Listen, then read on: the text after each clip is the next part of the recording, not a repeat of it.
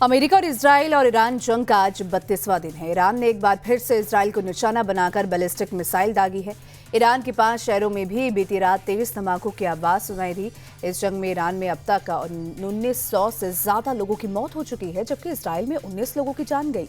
युद्ध में अब तक 13 अमेरिकी सैनिकों ने भी जान गंवाई। इसी तरह इजराइल के हमले में लेबनान में 1200 से ज्यादा लोग मारे गए, जबकि लेबनान में 6 इजरायली सैनिकों की मौत हुई है। ईरान के सर्वोच्च नेता मुज्तबा खामेनी ने IRGC नौसेना के प्रमुख की मौत पर शोक व्यक्त किया है। मुज्तबा को उनके पिता के निधन के बाद सार्वजनिक तौर पर आज तक नहीं देखा गया है। ईरानी सरकारी टेलीविजन ने नौसेना कमांडर की मौत पर उनका बयान प्रसारित किया। इजरायल ने पिछले शुक्रवार को कमोडोर अलीरेजा तंगसिरी और देश के नौसेना खुफिया प्रमुख बहनम रेजाई को मार गिराया था। इराक में बगदाद हवाई अड्डे के पश्चिम में स्थित एक हवाई अड्डे पर रॉकेट हमला किया गया, जिसमें एक सैन्य विमान नष्ट हो गया है। इस हमले में कोई हताहत नहीं हुआ। इराक ने हमले की निंदा की। इराकी अधिकारियों के मुताबिक रॉकेट कहां से दागा गया, इसकी जांच की जा रही है। स्टेट ऑफ हॉर्मुज को लेकर ट्रंप ने ईरान को बड़ी चेतावनी दी है। ट्रंप ने कहा है कि हमारी ईरानी डेलीगेशन से ठीक ठाक बात चल रही है, लेकिन अगर फिर भी स्टेट ऑफ हॉर्मुज नहीं खुला तो हमारी सेना ईरान के पावर प्लांट, एनर्जी इंफ्रास्ट्रक्चर और खर्ग द्वीप पर हमला करेगी। हम किसी भी कीमत पर हॉर्मुज को खुलवा कर रहेंगे।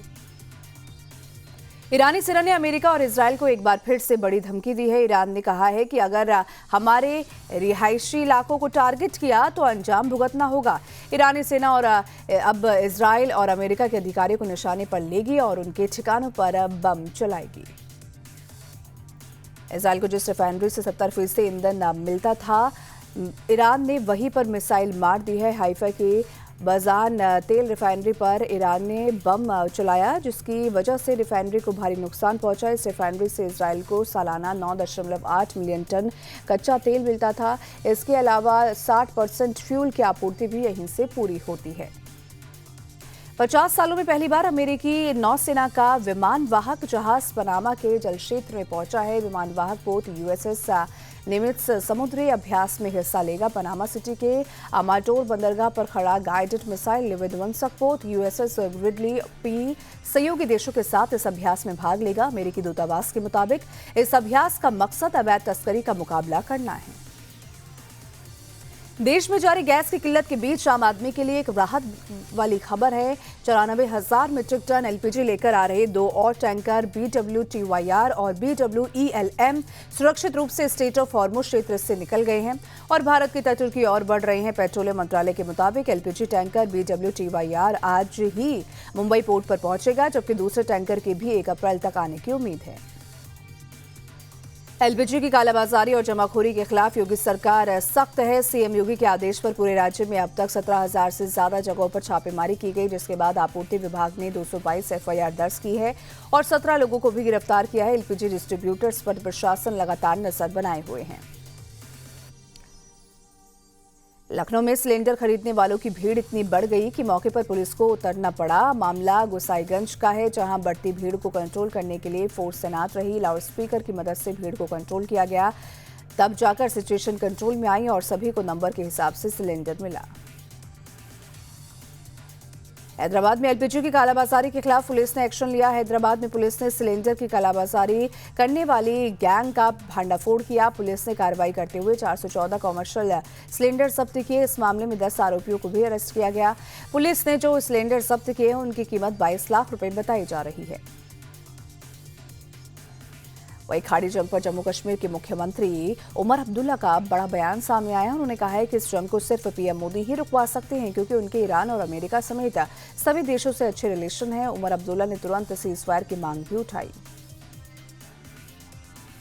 PM मोदी आज गुजरात के दौरे पर रहेंगे। सबसे पहले वो गांधीनगर में सम्राट संप्रति संग्रहालय का उद्घाटन करेंगे। इसके बाद वो साणंद में केयन्स सेमिकॉन प्लांट का शुभारंभ करेंगे, जो भारत के सेमीकंडक्टर क्षेत्र में एक महत्वपूर्ण उपलब्धि है। साणंद के बाद प्रधानमंत्री वावथराद जाएंगे और 20,000 करोड़ रुपए से ज्यादा की विकास परियोजनाओं की आधारशिला रखेंगे और उद्घाटन करेंगे और जनसभा को भी संबोधित करेंगे। बीजेपी ने असम में चुनाव प्रचार तेज कर दिया है। रक्षा मंत्री राजनाथ सिंह आज असम में 2 चुनावी रैलियों को संबोधित करेंगे। राजनाथ सिंह की पहली रैली तेजपुर और दूसरी बेरगांव में होगी। तो वहीं असम के सीएम हिमंता बिस्वा शर्मा आज 4 विधानसभा क्षेत्रों का दौरा करेंगे। तो वहीं असम में विधानसभा को लेकर बीजेपी आज अपना मैनिफेस्टो जारी करेगी। उधर बीजेपी के राष्ट्रीय अध्यक्ष नितिन नवीन आज केरलम विधानसभा चुनाव के लिए पार्टी का घोषणा पत्र जारी करेंगे।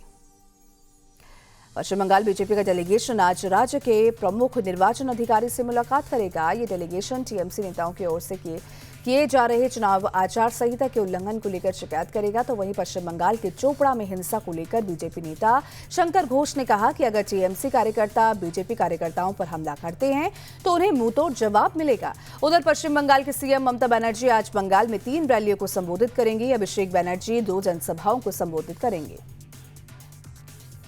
टीएमसी समर्थकों ने कोलकाता में चुनाव आयोग के दफ्तर के बाहर जोरदार नारेबाजी की। अभिषेक बनर्जी ने चुनाव आयोग और बीजेपी पर बड़ा आरोप लगाया। अभिषेक बनर्जी ने कहा, बंगाल को यूपी बिहार बनाने की कोशिश हो रही है। बंगाल को बांग्लादेश की तरह देखा जा रहा है। धर्म के नाम पर बंगाल को अशांत करने की साजिश हो रही है। पीएम मोदी ने डिजिटल कैंपेनिंग की शुरुआत कर दी है। नमो भारत ऐप के जरिए प्रधानमंत्री ने पुडुचेरी के बूथ लेवल वर्कर्स को संबोधित किया। इस दौरान पीएम मोदी ने कहा कि हमें पुडुचेरी फर्स्ट की विचारधारा के साथ चुनावी मैदान में उतरना होगा। जेएमके और कांग्रेस परिवारवाद के लिए आपस में लड़ रही है और ऐसे में लोगों को सिर्फ बीजेपी पर ही भरोसा और विश्वास है। देश में नक्सलवाद के क्रूर युग का अंत हुआ। लोकसभा में अमित शाह ने बताया कि पिछले 12 सालों में मोदी सरकार ने लाल आतंक की परछाई को हटाने के लिए दिन रात एक कर दिए हैं। शाह ने कांग्रेस पर आदिवासियों का हक छीनने का आरोप लगाया और कहा कि बस्तर जैसे जिले में विकास के नए आयाम लिखे जा रहे हैं। वे स्कूल खुल रहे हैं। नक्सलवाद का डर खत्म हुआ। उन्होंने ये भी कहा कि भगत सिंह से नक्सलियों को कंपेयर करना सरासर गलत है। सिर्फ वामपंथी विचारधारा ही इसकी जननी है। मुख्यमंत्री योगी आदित्यनाथ ने एक बार फिर से अखिलेश यादव को निशाने पर लिया। योगी ने कहा कि सपा राज में जरूरतमंदों की पेंशन को बिचौलिए खा जाते थे, जबकि हमने जरूरतमंदों को हर महीने 1000 की पेंशन दिलाने पर जोर दिया। आज इसी वजह से सपा अध्यक्ष को दर्द हो रहा है, लेकिन हमारी सरकार गरीबों का हक मारने वालों पर एक्शन लेती रहेगी। दिल्ली में 2 अप्रैल को मनाई जाने वाली हनुमान जयंती को लेकर पुलिस ने कड़े सुरक्षा के इंतजाम किए हैं। खासकर जहांगीरपुरी इलाके को संवेदनशील मानते हुए कहा वहां बहुस्तरीय सुरक्षा योजना लागू की है ताकि समारोह शांतिपूर्ण तरीके से संपन्न हो सके। पुलिस के मुताबिक हनुमान जयंती पर निकलने वाली शोभा यात्रा को तय और अनुमति प्राप्त रूट से ही निकाला जाएगा। गौमाता और सीएम योगी आदित्यनाथ की मां को गाली देने वाले मौलाना को यूपी पुलिस ने बिहार से गिरफ्तार कर लिया है। यूपी एसटीएफ ने मौलाना अब्दुल्ला सलीम को बिहार के पूर्णिया से गिरफ्तार किया है। मौलाना बिहार में अररिया के जोकीहाट का रहने वाला है। बिहार के मुजफ्फरपुर में बदमाशों ने दिन दहाड़े बालू गिट्टी कारोबारी की गोली मारकर हत्या कर दी। अहियापुर इलाके में ओवरटेक कर रहे बदमाशों ने गोलियां बरसाई और फरार हो गए। कारोबारी की मौके पर ही मौत हो गई। पूरी वारदात सीसीटीवी में कैद हो गई। पुलिस बड़े बकाये के विवाद में हत्या की आशंका जता रही है। बदमाशों को पकड़ने के लिए पुलिस अभियान चला रही है। देहरादून में रिटायर्ड ब्रिगेडियर मुकेश जोशी की मौत मामले में पुलिस ने 4 आरोपियों को गिरफ्तार कर लिया है। पुलिस ने बताया आरोपियों में जेएनजी क्लब के मालिक संदीप और मुख्य आरोपी आदित्य भी शामिल है, जबकि कुछ आरोपी फरार हैं जिनकी तलाश में पुलिस जुटी है। दरअसल सोमवार सुबह retired brigadier Mukesh Joshi morning walk पर निकले थे।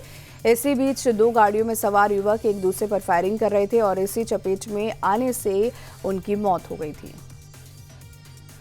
देहरादून में पुलिस ने देर रात चलने वाले बार और रेस्टोरेंट के खिलाफ बड़ा अभियान शुरू किया है। निर्धारित समयावधि के बाद खुलने वाले बार और रेस्टोरेंट पर कड़ा एक्शन लिया जा रहा है। एसपी सिटी, एसपी ट्रैफिक और एसपी देहात के नेतृत्व में पुलिस ने कई जगहों पर सघन चेकिंग अभियान चलाया। कानपुर में एक जर्जर मकान ढहने से अफरा तफरी मच गई। यह हादसा थाना बजरिया के बेकनगंज में हुआ। स्थानीय लोगों ने 4 लोगों को मलबे से रेस्क्यू कर बचा लिया और अस्पताल में भर्ती कराया। मकान के नीचे चाय और मोबाइल की दुकान होने से हमेशा भीड़ रहती है। मलबे में और भी लोगों के दबे होने की आशंका है। मौके पर रेस्क्यू ऑपरेशन चलाया जा रहा है। जयपुर की एक सोसाइटी में अचानक झूला टूट गया। ये हादसा उस वक्त हुआ जब बच्चे सोसाइटी के पार्क में झूला झूल रहे थे। झूला टूटने से एक बच्ची गंभीर रूप से घायल हो गई। उसकी नाक की हड्डी और जबड़ा टूट गया। बच्ची अपने परिवार वालों के साथ अपार्टमेंट में एक रिश्तेदार के घर आई हुई थी और सोसाइटी के लोगों ने उसे तुरंत अस्पताल पहुंचाया। मध्य प्रदेश सरकार ने आज वाराणसी में एमपी यूपी सहयोग सम्मेलन 2026 का आयोजन किया है। यह सम्मेलन मध्य प्रदेश और उत्तर प्रदेश के बीच व्यापार, शिल्प, ओडीओपी, उत्पाद पर्यटन के अलावा सूक्ष्म, लघु और मध्यम उद्यम के क्षेत्र में सहयोग को बढ़ावा देने की दिशा में एक महत्वपूर्ण पहल है। एमपी से सीएम डॉक्टर मोहन यादव ने इस सम्मेलन में हिस्सा लेने के लिए यूपी के पर्यटन मंत्री को आमंत्रित किया है। दिल्ली के द्वारका इलाके में पुलिस और अपराधी के बीच बीती रात मुठभेड़ हुई। जवाबी कार्रवाई में बदमाश के पैर में गोली लग गई, जिससे वो घायल हो गया। बदमाश को गिरफ्तार करने के बाद पुलिस ने उसका इलाज कराया। जानकारी के मुताबिक रोहित नाम के ये बदमाश हत्या और हत्या की कोशिश के मामले में वांटेड था। दिल्ली के सीआर पार्क इलाके में महिला से चेन स्नैचिंग की कोशिश हुई। बाइक सवार दो बदमाशों ने महिला को निशाना बनाया। हालांकि महिला के विरोध करने पर एक आरोपी ने भागने के दौरान उस पर चाकू से हमला कर दिया, जिससे महिला को हल्की चोट लगी। पुलिस ने मामला दर्ज कर आरोपियों की तलाश तेज कर दी है। वारदात में इस्तेमाल बाइक भी बरामद कर ली गई है। दिल्ली पुलिस ने अवैध शराब तस्करी के अनोखे नेटवर्क का भांडाफोड़ करते हुए एक आरोपी को गिरफ्तार किया है। खास बात यह है कि तस्करी के लिए ऊँटों का इस्तेमाल किया जा रहा था ताकि पुलिस चेकिंग से बचा जा सके।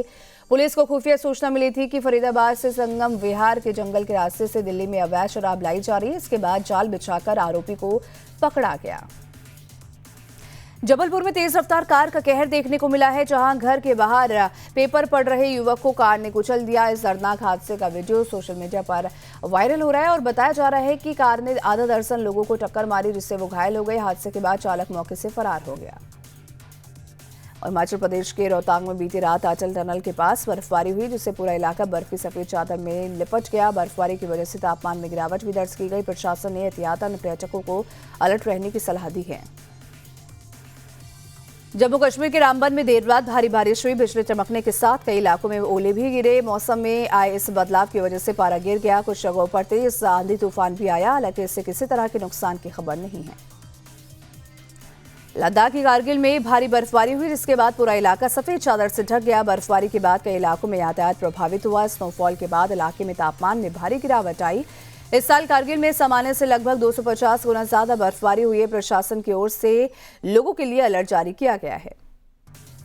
आईपीएल में पंजाब किंग्स और गुजरात टाइटंस के बीच आज सीजन का चौथा मुकाबला खेला जाएगा। दोनों टीमें न्यू चंडीगढ़ के मैदान में आमने सामने होंगी। मुकाबला शाम 7:30 बजे से शुरू होगा। श्रेयस अय्यर की कप्तानी वाली पंजाब की टीम पिछले साल की फाइनलिस्ट है, तो वहीं गुजरात पिछले साल एलिमिनेटर से बाहर हो गई थी। दोनों टीमों के बीच अब तक कांटे की टक्कर रही। पंजाब किंग्स और गुजरात टाइटंस के बीच अब तक 6 मुकाबले खेले गए, जिनमें दोनों ही टीमों ने 3-3 मैच जीते हैं। आईपीएल के तीसरे मुकाबले में राजस्थान रॉयल्स ने चेन्नई सुपर किंग्स को 8 विकेट से शिकस्त दी है। चेन्नई को 127 रन पर आउट करने के बाद राजस्थान ने 47 गेंद बाकी रहते हुए बड़ी जीत हासिल की। राजस्थान रॉयल्स के लिए वैभव सूर्यवंशी ने 17 गेंदों में 52 और यशस्वी जायसवाल ने 38 रन की तूफानी पारी खेली, तो वहीं चेन्नई के बल्लेबाजों ने निराश किया। Nandre Berger, Jofra Archer, Ravindra Jadeja ने 2-2 विकेट लेकर राजस्थान की ओर से शानदार गेंदबाजी का प्रदर्शन किया।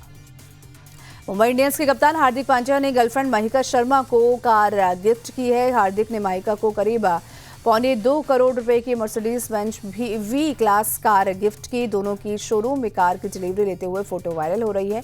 हार्दिक पांड्या खुद भी लग्जरी कारों के शौकीन है। हाल ही में हार्दिक ने खुद के लिए एक महंगी कार खरीदी थी, तो वहीं महिका और हार्दिक के रिश्ते की बात करें तो दोनों ने अक्टूबर 2025 में रिश्ते को पब्लिक किया था।